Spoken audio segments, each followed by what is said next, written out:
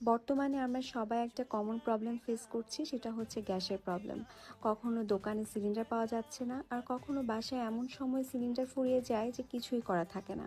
আর সেই সময় life saviour হিসেবে কাজ করে এই ইলেকট্রিক কুকিং পটটি। আজকে আমি ঠিক সেম বিপদে পড়েছি। ডিনার রান্না করতে যেয়ে দেখি সিলিন্ডার ফুরিয়ে গেছে, আর হাজব্যান্ড বায়না করেছে খিচুড়ি, আলু ভর্তা, বেগুন ভাজি আর মাছ ভাজা খাবে। তাই নামিয়ে নিলাম আমার মাল্টি ফাংশনাল ইলেকট্রিক কুকিং পট, যেটা আমি পারচেস করেছি গিফট কর্নার পেজ থেকে। এটা নন স্টিকি এবং মার্বেল কোটিং। ইলেকট্রিক হওয়াতে যে কোনো জায়গায় বসে রান্নাবান্না করা যায়।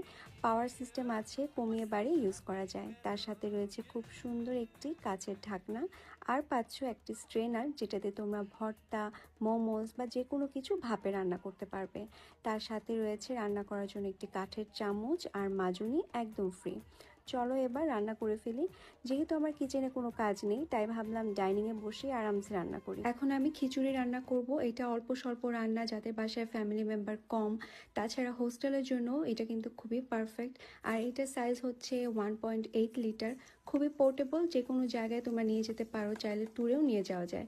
আর খুব সহজেও রান্না হয়। এটা কিন্তু বিদ্যুৎ সাশ্রয়ী, তাছাড়া ফুড গ্রেড সম্পন্ন, তাই রান্না বান্না নিশ্চিন্তে করা যাবে। খিচুড়ি বসিয়ে দিয়েছি। খিচুড়ি হতে হতে ভাবলাম স্ট্রেনারে কিছু আলু সিদ্ধ দিয়ে দিই, আজকে আলু ভর্তাও খাওয়া যাবে। এই মাল্টি কুকারটা দিয়ে কিন্তু তোমরা রান্না করার পাশাপাশি স্ট্রেনার দিয়ে যে কোনো কিছু ভাপে রান্না করতে পারবে, এতে করে সময়ও বাঁচে আর খুব দ্রুত রান্না হয়ে যায়। এই ধরো 5 থেকে 10 মিনিটের মধ্যে আমি আমার খিচুড়িটা চেক করে গেলাম, অলমোস্ট হয়ে গেছে।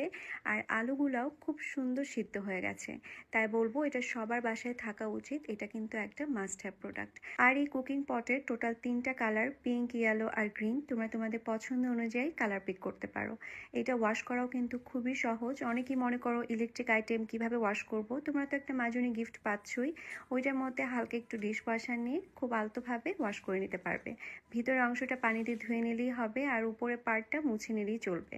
পুরাটা একসাথে পানি ঢালার কোনো প্রয়োজন নেই, এমনি করেই কিন্তু এটা খুব ভালো পরিষ্কার হয়ে যায়। এইটা ননস্টিকি হওয়াতে এতে তেলের পরিমাণ খুব কম লাগে। যে কোনো ধরনের ভাজাভুজি করার জন্য এটা খুবই পারফেক্ট। লেগে ধরারও চান্সেস থাকে না। বেগুন ভাজা থেকে শুরু করে মাছ ভাজা, পোলাও, রোস্ট সবকিছু খুব সহজেই রান্না করতে পারবে। আর সবচেয়ে ভালো দিক হচ্ছে একটা পাত্রেই সবকিছু রান্না করা যাচ্ছে, এক্সট্রা কোনো বাসনপত্র জমারও ঝামেলা নেই। কথা বলতে বলতে কতগুলো আইটেম রান্না করে ফেললাম, তাই দেরি না করে